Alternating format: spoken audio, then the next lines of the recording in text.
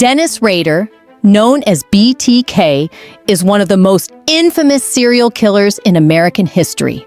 His crimes spanned over 30 years, during which he tormented the city of Wichita, Kansas, with his gruesome murders and taunting letters to the police and media. Dennis Lynn Rader was born on March 9, 1945, in Pittsburgh, Kansas. He grew up in Wichita, where he later became a family man, a Cub Scout leader, and a church president, leading a seemingly normal life. However, beneath this ordinary exterior lurked a sadistic killer with a deep-rooted obsession for control and domination. Between 1974 and 1991, Rader brutally murdered 10 people. His signature was binding his victims, torturing them, and then killing them. Hence the nickname BTK. His first known victims were the Otero family in 1974. The crime was horrific.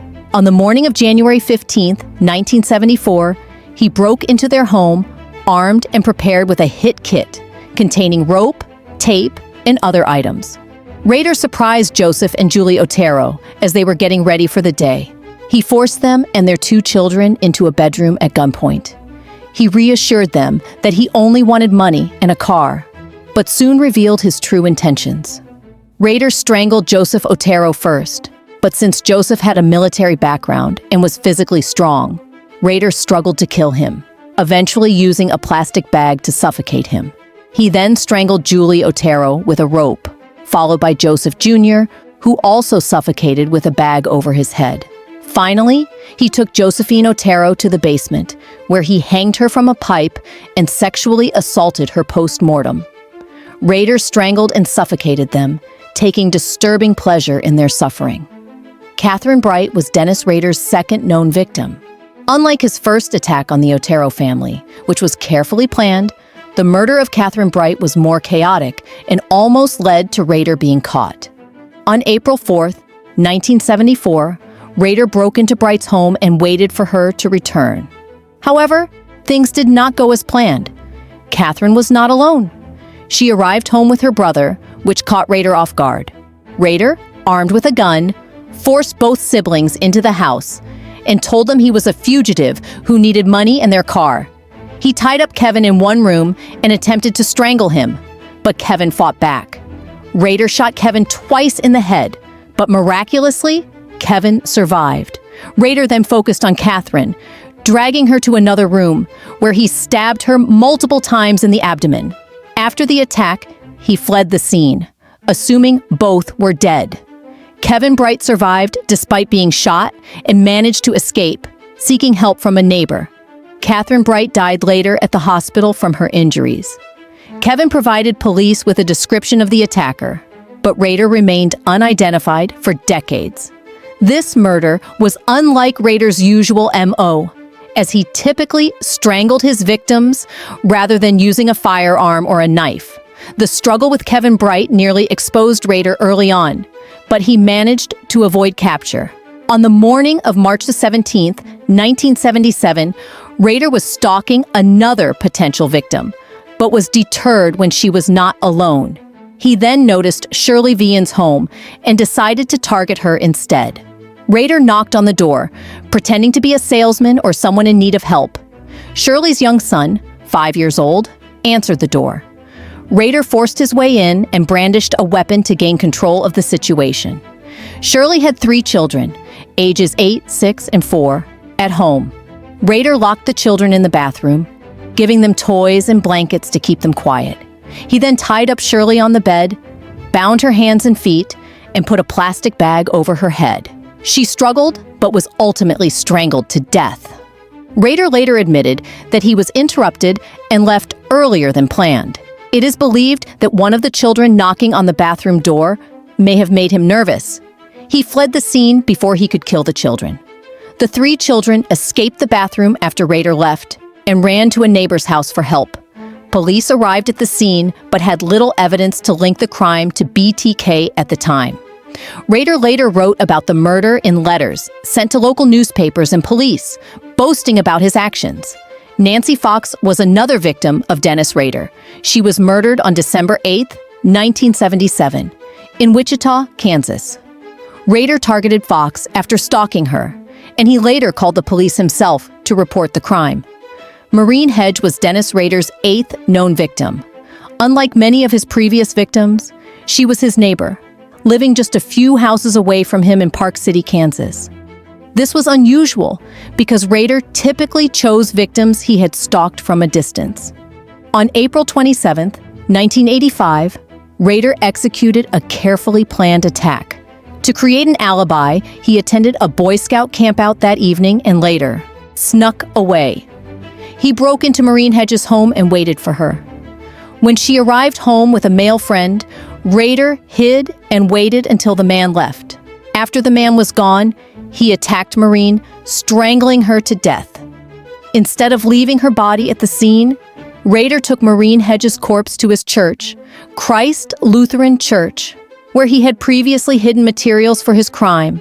At the church, he posed her in different positions and took photographs.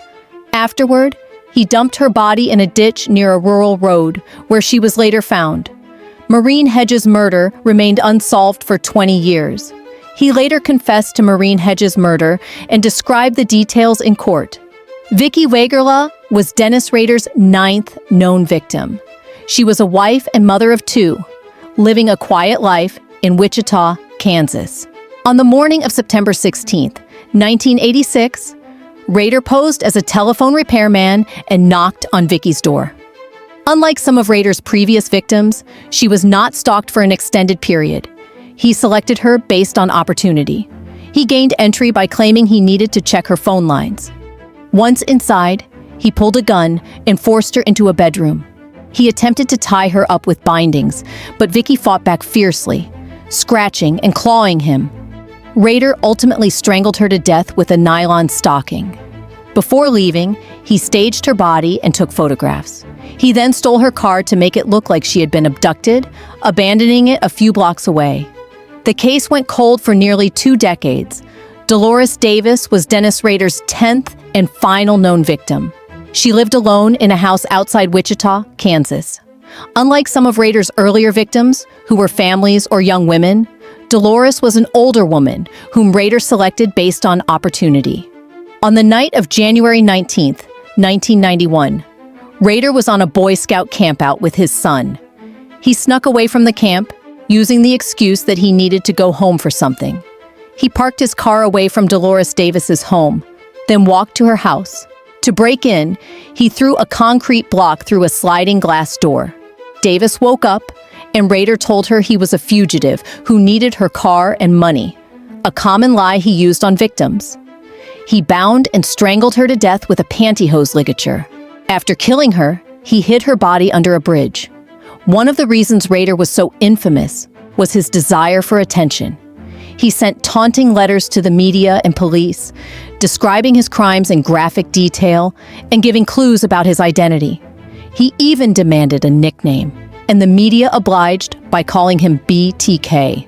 Some of his letters included disturbing details about the murders, riddles and puzzles, mockery of law enforcement, a promise to strike again.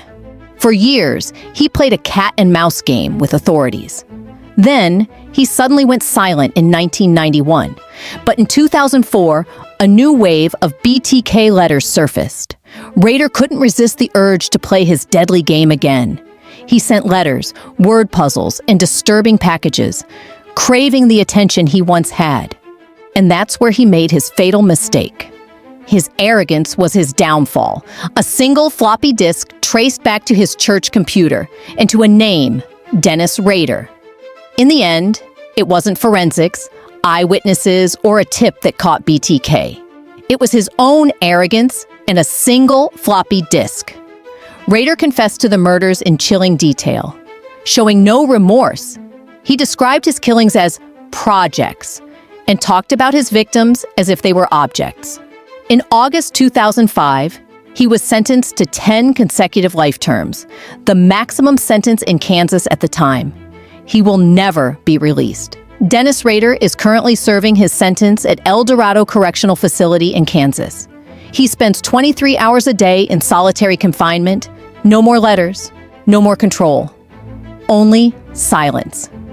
The BTK case remains one of the most chilling true crime stories because of Rader's double life.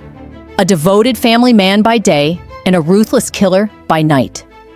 His ability to evade capture for decades only added to the terror.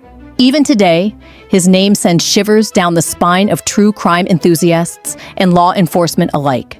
But is this truly the end of BTK's reign of terror? New evidence has surfaced, linking Dennis Rader to an unsolved cold case. Law enforcement officials are now investigating whether Rader was involved in additional murders previously thought to be unrelated.